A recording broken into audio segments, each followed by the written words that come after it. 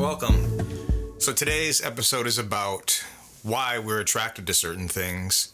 And I'm going to use examples of color and, music, because those are the things I'm into these days with art and sound, obviously music. And this has always intrigued me in life because, why do I pick certain clothes? Why do I like certain songs? And why do I like certain people, if you want to go in that route? I heard a saying from someone that, color, for example, chooses you. You don't choose the color. And that put me down this long road of just internalizing that, because it was a very interesting question, because am I choosing the thing I like, or is it choosing me? And I've long since had many theories about why we are attracted to things, and a lot of it may be genetic code from your ancestors. They might have liked certain things to survive, so those imprints may be in your genetic code. And by no means am I a scientist or anything. I'm just a autodidact type person. I like to learn and always educate myself, and I've been self-educating since I was a kid and got into a lot of different things. But so the only experience I have is, my college years can maybe sort of verify certain things about color, because I went to school for art and design.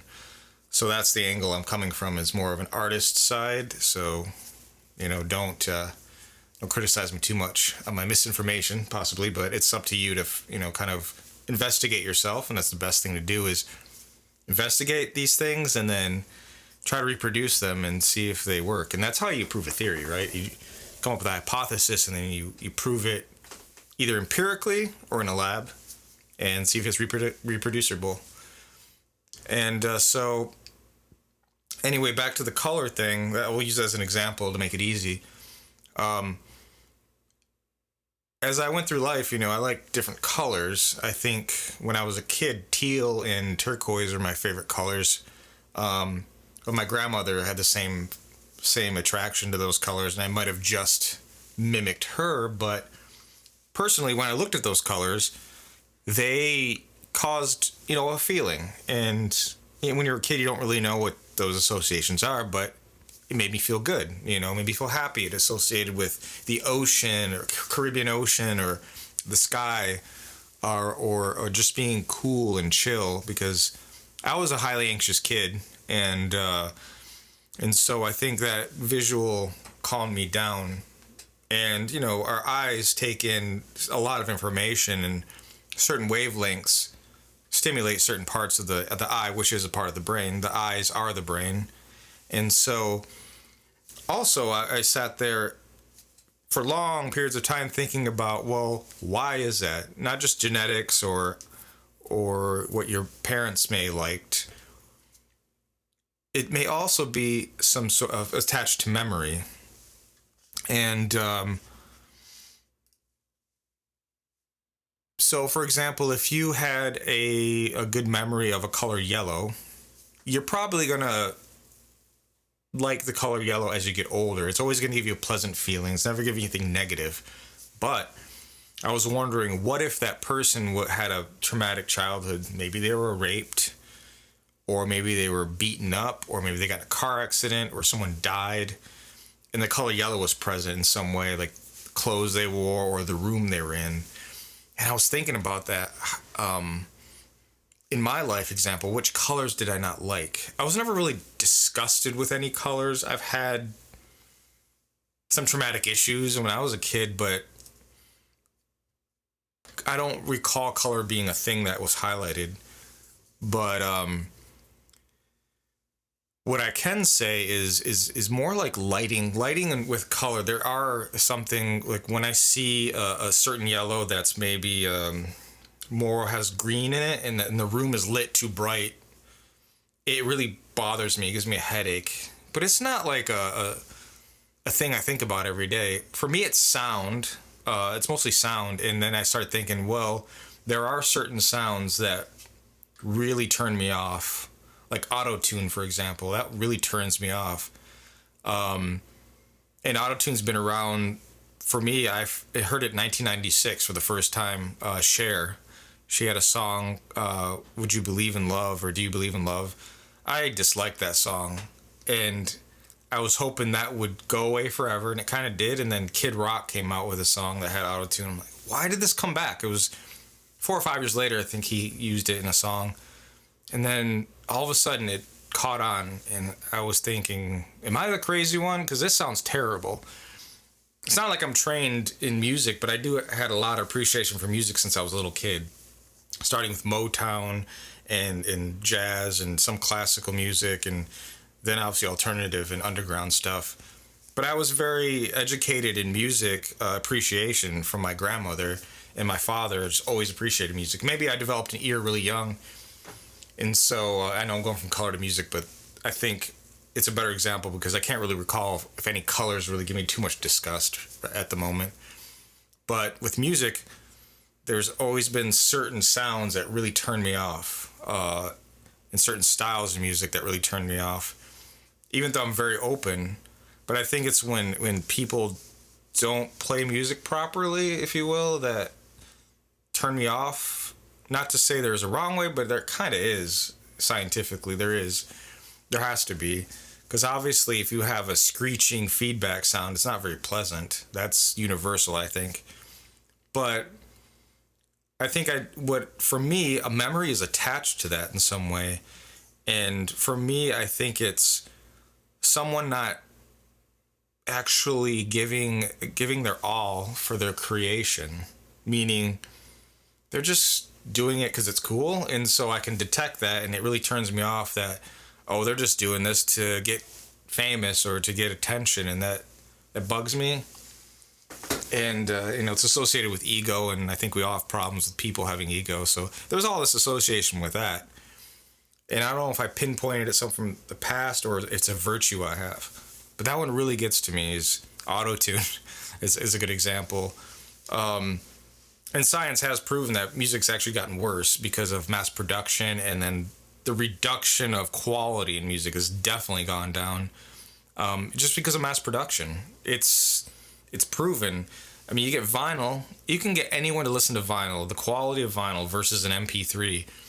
The difference is quite dramatic. We're just so used to it now that it doesn't really bother most of us. But especially when MP3s first came out, they were very low quality, like 56K, maybe 128 at the most when it first came out, and there was a lot of gurgles and digital like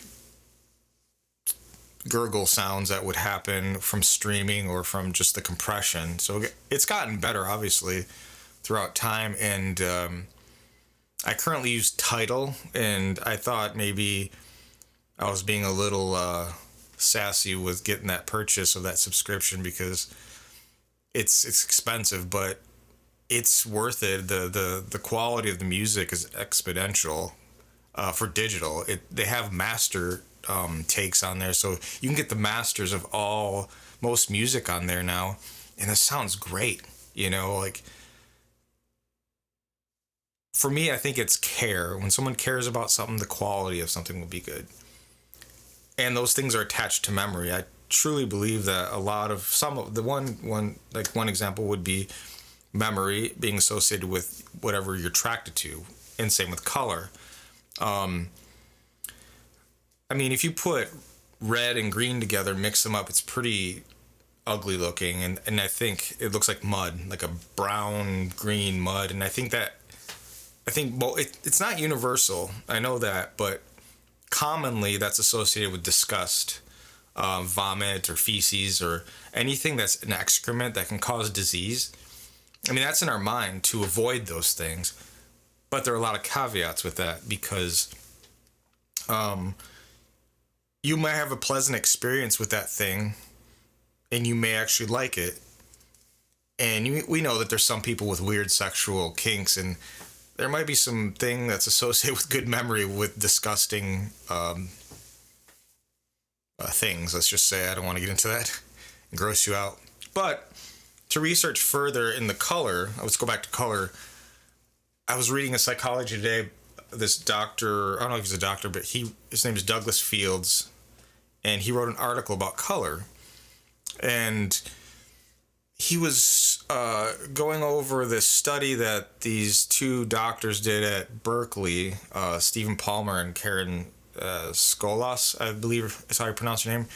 And they were saying people who are attracted to objects with colors that look good to them will survive and reproduce because they avoid the bad things, the things that are rotten, the things that could give them disease. And so it makes sense. You go out into nature. When we were living on the plains, the color red was really attractive because it was associated with apples and fertility and, women's rosy cheeks if they had a light colored complexion. So all of that was preferable. And anything brown, green, some form of yellow with green in it would be disgusting. But I think that way of looking at it's just a small percentage of that, because you got to think about texture. You got to think about shape of the thing. Because if you think of a chocolate sundae, it looks appealing. It smells good. It tastes good and has a nice texture to it when you put it in your mouth. But it could look the same color as feces. And you see what I'm going with here? It's not just the color of the thing. And the study talks about that too. When I first read it, I was like, wait a minute, there's more information that you need to go through in order to understand that it's not just color that could be causing you disgust. It could be other things, or the attractiveness of something. But he goes on to say that, and also that saturated color is also preferable too. And it talk about what's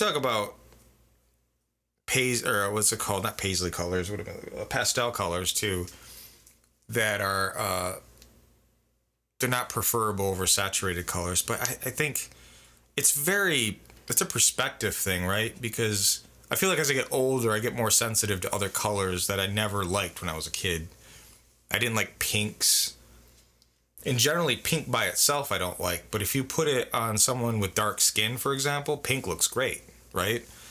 It's almost like there's some colors that can stand on their own, like saturated colors can stand on their own.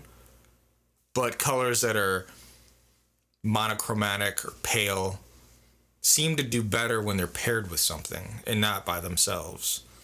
And so, for example, grays, they probably give most people the feeling of depression or blah, just like they're boring, right? But if you put a gray, let's just say a 95% gray, which 90% of black, and you put it with like a yellow, orange yellow color, it looks great because it just pops off of it. So one, I feel, can't exist without the other without having that feeling. Personally, excuse me. So the same with green. Green doesn't really turn me on, but sage does. Mint colors are great, especially mint with brown, like a mint colored green with brown, because it's associated with the food, right? So there's a lot of factors that are involved, a lot of multiplicities that are involved into things you're attracted to. And it's the same with people. Like, I'm not just attracted to looks, because we all know if anyone's has dated anyone who's very attractive but just has a terrible personality, you start to see them in a way that they don't look attractive anymore. It's almost like a false agent, it's someone that is wearing a mask, but behind the mask they're really unattractive. And I think because of materialism and advertising, we've all been trained to see what beauty is geometrically, but that doesn't mean that's going to be a good relationship, or even if your offspring will be good. I don't think. It's a combination of things. Someone, if they look attractive and they also have a good personality and they're humble, personally, I think your offspring will be successful, because you're not going to get an asshole who is full of themselves and has an ego and think they're the best. Because especially today, now that we're mostly connected, our values, I think, are kind of, I wouldn't say they're changing. I think they're kind of going back to what naturally how we view people. We've been so bombarded by a certain look, especially in America. It was always the blonde, tall California girl, and man too. And that's, yeah, sometimes they're attractive, but I don't find that attractive personally all the time. But we all have preferences, and it's usually related to memory. And a lot of times we're attracted to people because the piece of their personality or even looks are in us. We try to match that one to one mostly. So there's a lot of variables, and then also, nowadays we have so much media that it's hard to determine what truth is, right? So it's very important for you as a person to figure out who you are and what your truth is, but also don't disregard other people's truths. It's like I think mutual respect, as long as no one's hurting each other or preaching to you to be a certain way, you're fine. So the reason why I talk about this podcast is because I'm always wondering about decision making. You go through life, you decide certain things. I mean, your end goal is something either successful or pleasurable, right? We want more money. We want more intelligence. We want more of something to grow as a person. And for me personally, materialism isn't a thing that I focus on. They're just tools to get to the aim, which is to be a better person for yourself, your community. And the aim always should be about well-being. Because if you love yourself, if you seek well-being, other people will be attracted to that.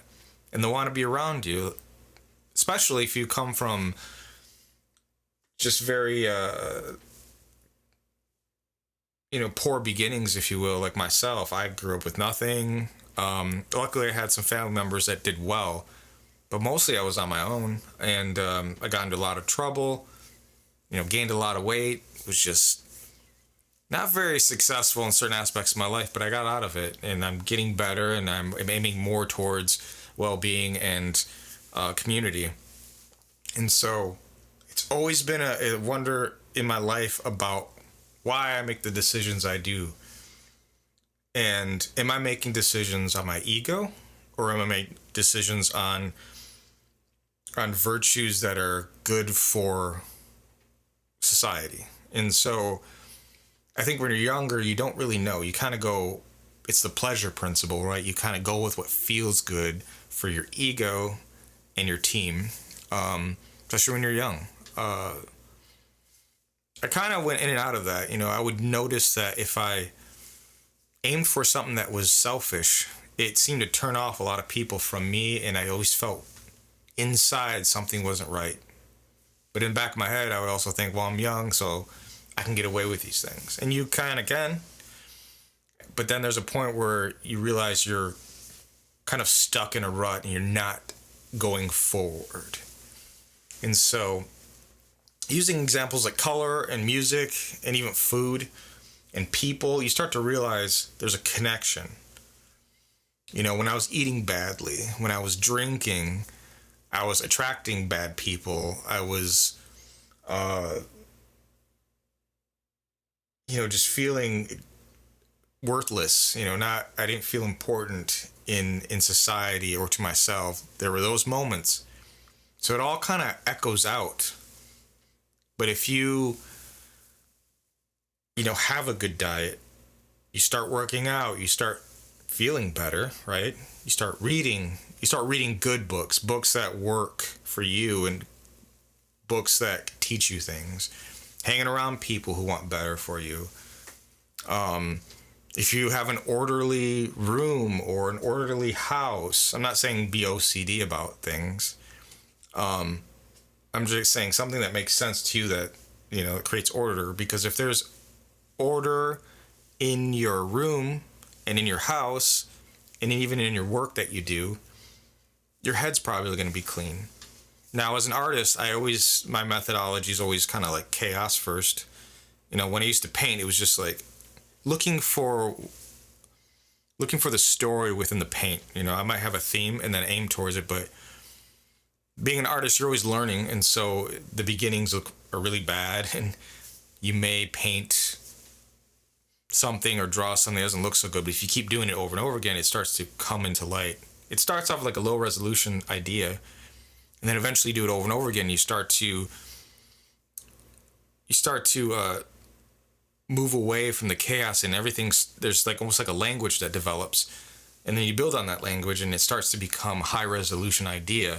That's the way I think. It's whereas in an engineering mindset, people engineer for an idea where it's clean from the beginning, like a building has to be, right? And so the mind's the other way around. I have an idea and I'm aiming to engineer it in some way, but I don't know how to yet. Neither way is wrong. It's just that's the way I think. So my ideas, when I start them out, they're always chaotic.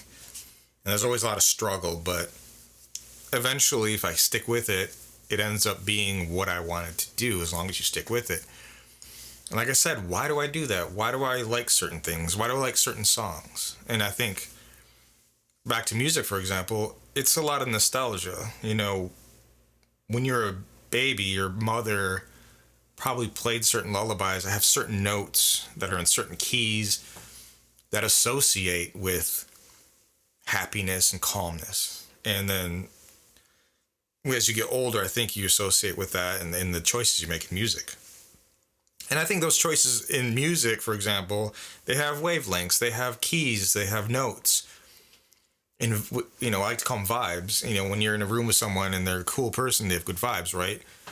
Well, I have this weird thing where I can look at a person, talk to them, and almost right away think of a note or a key in my head that they kind of vibrate with. And most likely that key is associated with a color in my head. For example, like D, the key of D, I'm always associated that with indigo. And I notice a lot of people that I like to talk to have that indigo D key vibe about them. That's just how I associate with memory. And whenever I'm in a good mood, I feel like that note when I hit it on the piano. It's like, and so I notice when I have anxiety, my heart rate goes up and everything seems to vibrate really fast. And it seems to be more like I think it was around F sharp, G sharp, I don't remember exactly, where that kind of associate with that memory is. I just kind of listened to my nerves in a way and kind of vibrated in my head. And then I can go on a piano and hit it. I'm like, oh, I'm anxious and I'm in that key.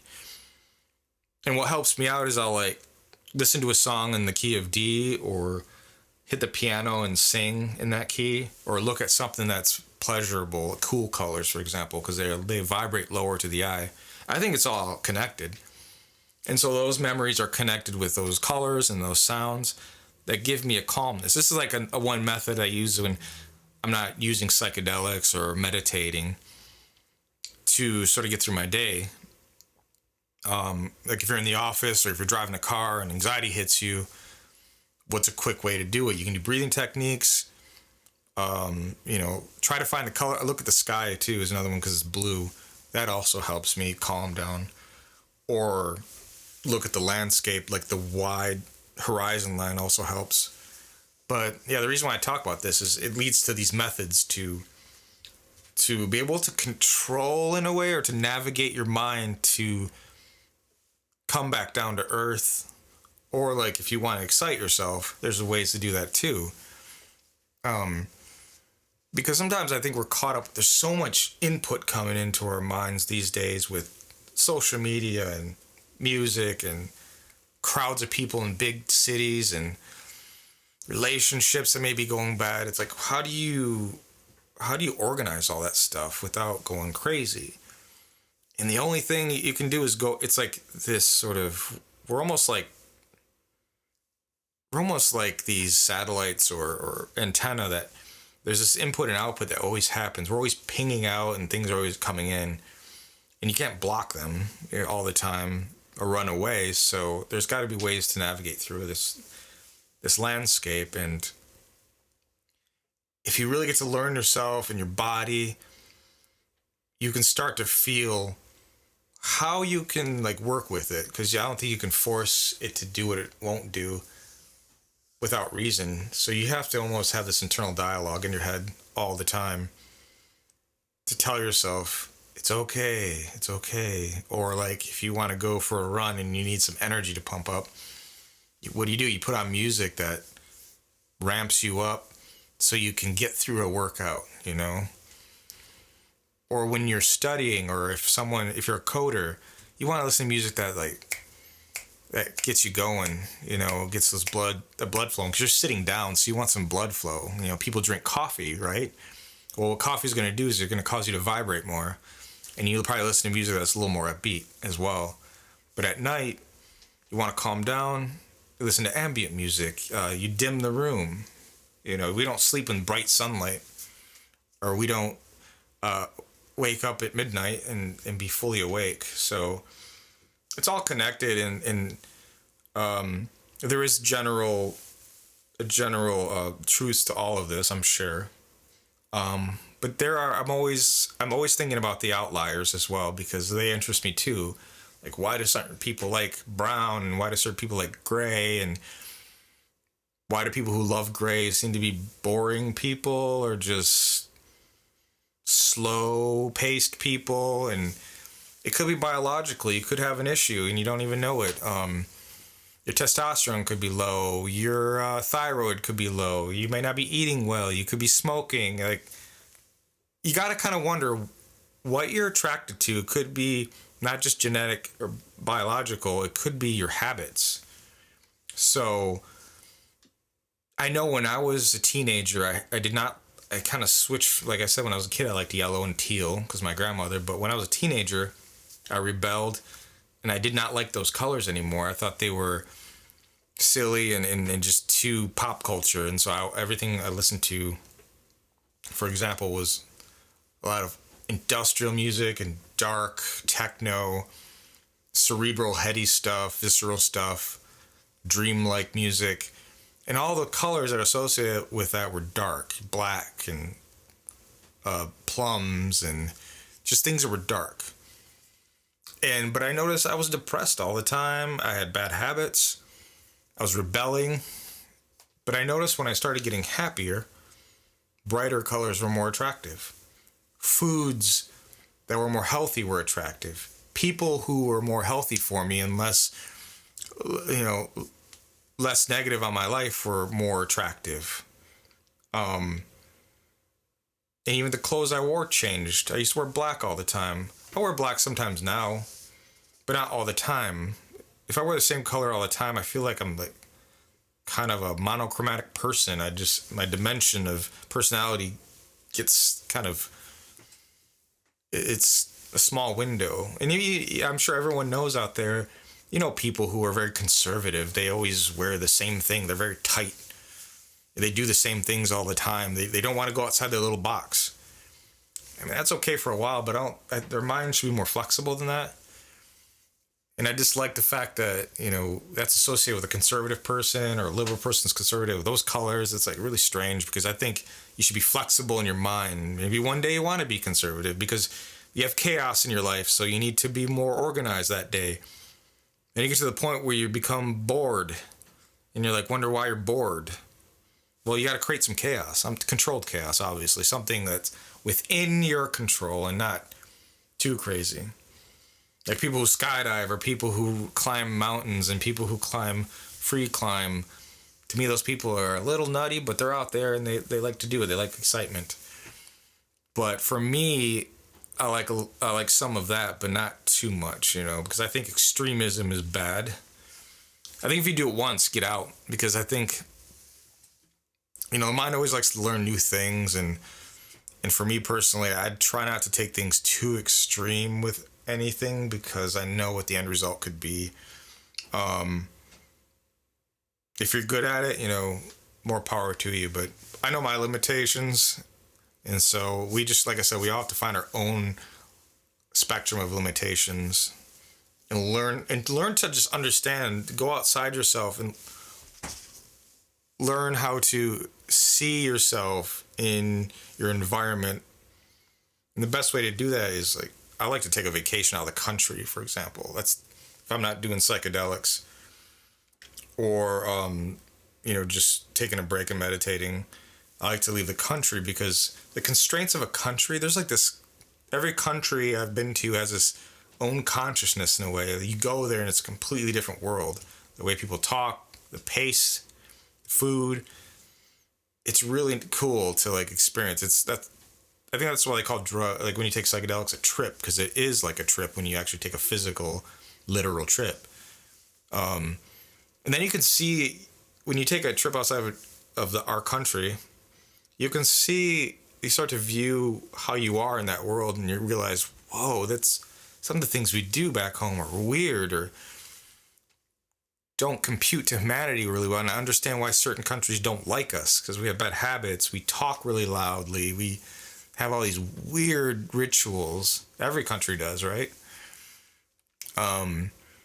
So this is an interesting perspective, and I think I'm going to have another podcast on this because I like the concept of attractiveness and why we're attracted to certain things, because they're associated, like I said, with choices we make in life.